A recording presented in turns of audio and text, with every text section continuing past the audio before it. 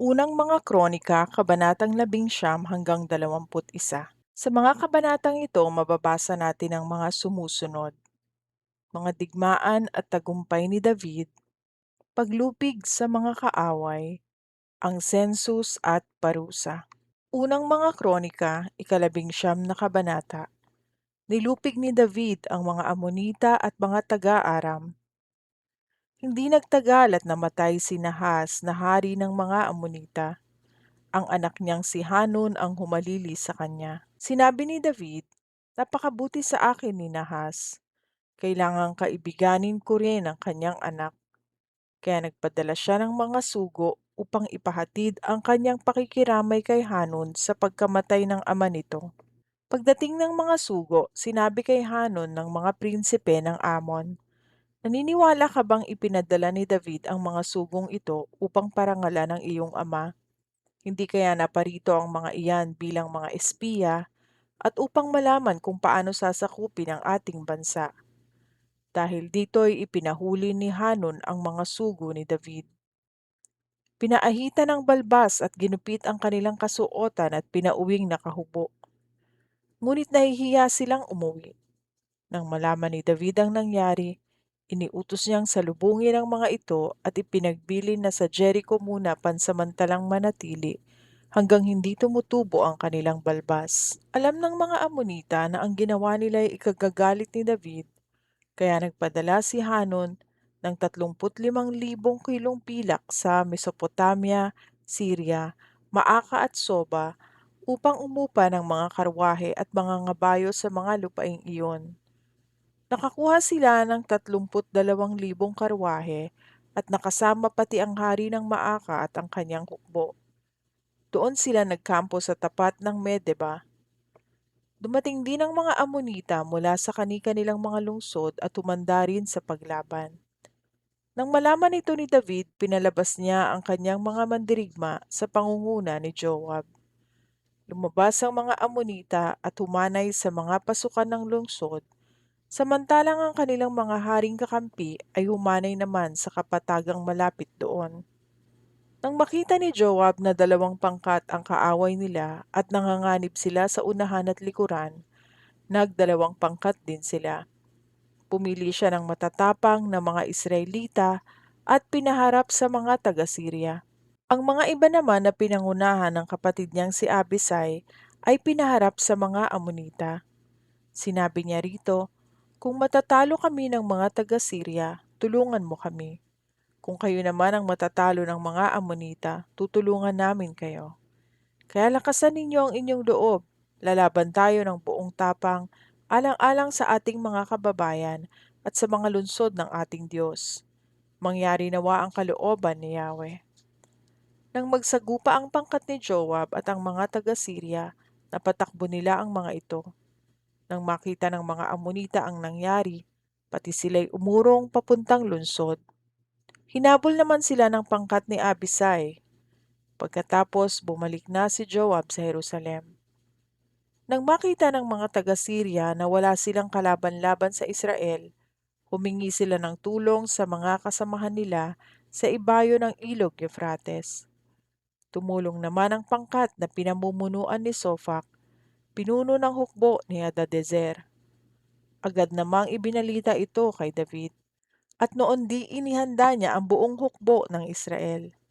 Tumawid sila sa Hordan at humanda sa pakikipaglaban.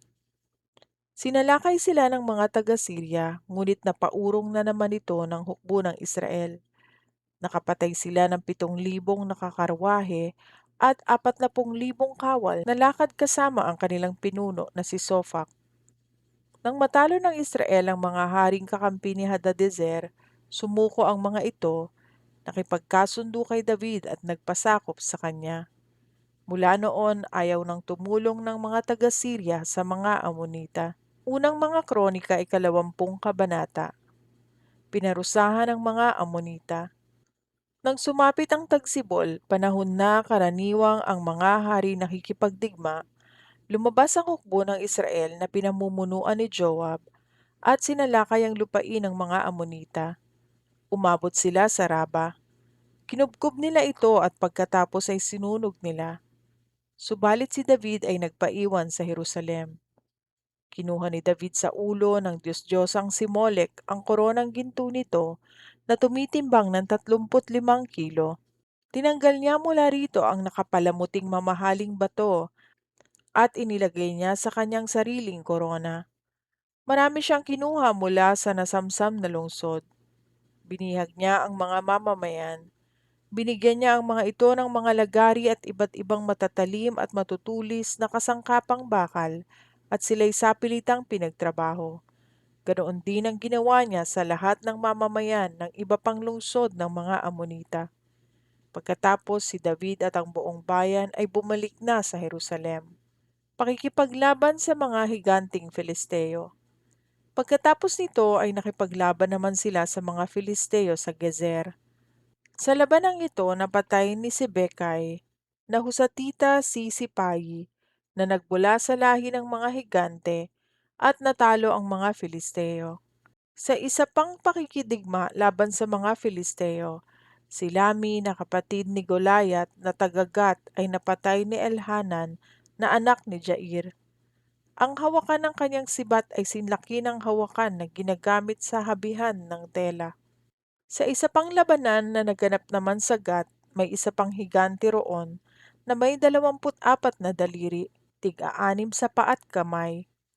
Nang laitin nito ang Israel, pinatay ito ni Jonathan, ang pamangkin ni David sa kanyang kapatid na si Simea.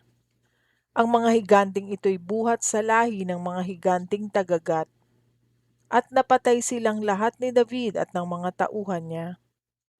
Unang mga kronika ay 21 kabanata, ang sensus at ang salot. Nais guluhin ni Satanas ang Israel kaya inudyukan nito si David na magsensus. Dahil dito inutusan ng hari si Joab at ang mga pinuno ng hukbo na alamin ang bilang ng mga Israelita mula sa Beerseba hanggang sa Dan at iulat sa kanya. Ngunit sinabi ni Joab, halimbawang ang mga tao'y paramihin ni Yahweh ng makasandaang beses, hindi ba't sila'y mga lingkod mo pa rin at ikaw ang kanilang marangal na hari? Bakit pa ninyo kailangang gawin ito, kamahalan? Bakit pa ninyo bibigyan ng dahilan upang magkasala ang Israel? Ngunit nanaigang utos ng hari. Kaya't si Joab ay naglibot sa buong lupain at pagkatapos ay nagbalik sa Jerusalem.